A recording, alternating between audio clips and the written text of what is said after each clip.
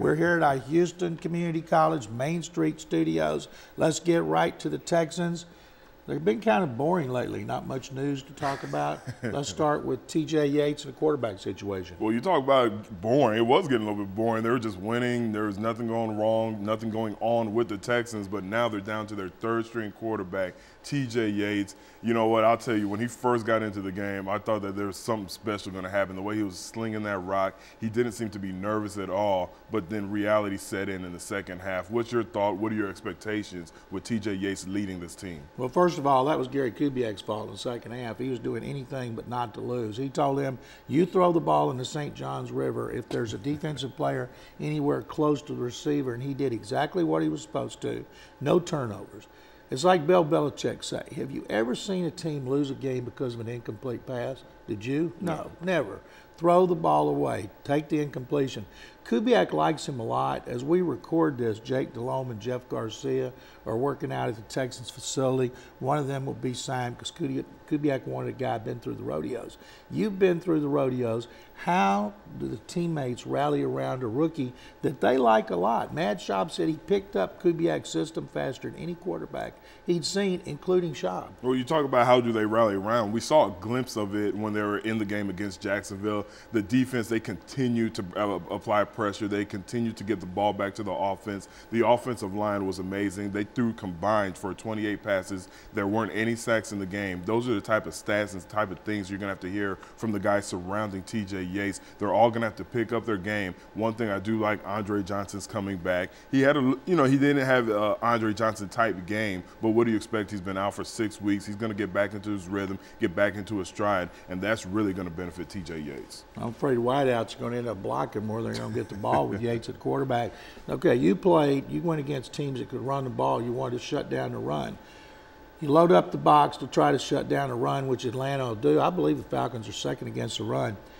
What has to happen to get you out of that mode to where you got to worry about the pass? The threat of a downfield pass. He doesn't have to complete many downfield passes, but he has to show the Atlanta Falcons defensive coaches that he's not afraid to go down the field. When you have Andre Johnson, I don't care who your quarterback is, it could be myself, it could be you have to attempt to go downfield. And if they show that they're not afraid to go downfield, they're not afraid to target Andre Johnson, even if they don't have the early completions early on, it'll let the defense know that, you know what, we can't be too focused on the run, or eventually this guy who people argue is the #1 receiver in the game, he's going to burn us.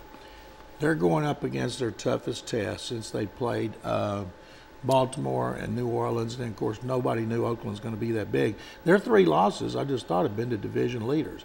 Now, Roddy White, Julio Jones, this guy Harry Douglas, they've been throwing the ball all over the place.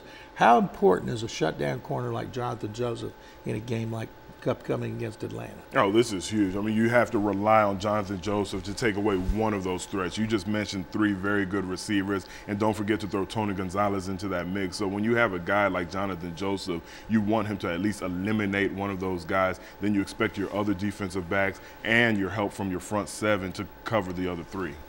Here's a memo to the Texans. Matt Ryan has not been good on grass, outdoors, open the roof. I know Gary Kubiak likes the roof to be closed, but open that roof so Matt Ryan will not feel comfortable. What do you think about this offense with Ryan? They throw it, but Michael Turner is also very good. It's the most balanced offense they've had since the Saints. Oh, this offense reminds me of the Atlanta Falcons offense, reminds me of the Houston Texans offense before all these injuries. You have a very good running game. Michael Turner, I believe he's 5th in the NFL in rushing, and he's just a strong runner. He reminds me of an MJD, Marion Barber type runner. He's just strong. He doesn't mind contact, and they can sling the ball. They have a very good young quarterback. They have multiple receivers, so they are very balanced. But just like you said, and it's something that's perplexed me because I've noticed it with Matt Ryan. When he's at home, when he's in Atlanta, he's a totally different quarterback than when he's on the road, on the grass, in an open field. So you're absolutely right. I don't know what it is or how you justify it, but Coach Kubiak, I know he likes to have the roof closed. He's going to have to open that thing up, and whatever that issue that Matt Ryan has with being outdoors is going to affect him.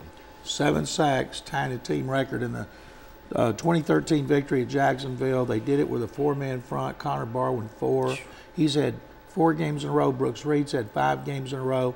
Can the pass rush continue to operate like this? 35 sacks, 2 off the team record for 16 games. That's amazing. And again, you have to continue to give credit to Wade Phillips with his play calling, but Connor Barr, when he is coming into his own with his 4 sacks, he catapulted himself into being one of the league leaders. Look, I played 12 years. I only had 1 4-sack game, so that's something that you dream of. It doesn't come often, and I expect Connor Barwin to have those kind of games throughout his career because he's so athletic, he's so strong, he has the moves, and don't forget, he's only been playing pass rushing, defensive end, outside linebacker for about 3 or 4 years. When he was in college, he was a Division I basketball player, and he was a tight end. So his potential, his upside is still going up. It's still appreciating. This guy is going to be a very good pass rusher for a time to come. Then you throw in Brooks Reed on the other side. It's just amazing what this team has, and I just like how aggressive Wade Phillips is. He's bringing the blitz from everywhere. He's rushing Brian Cushing. He's rushing everybody,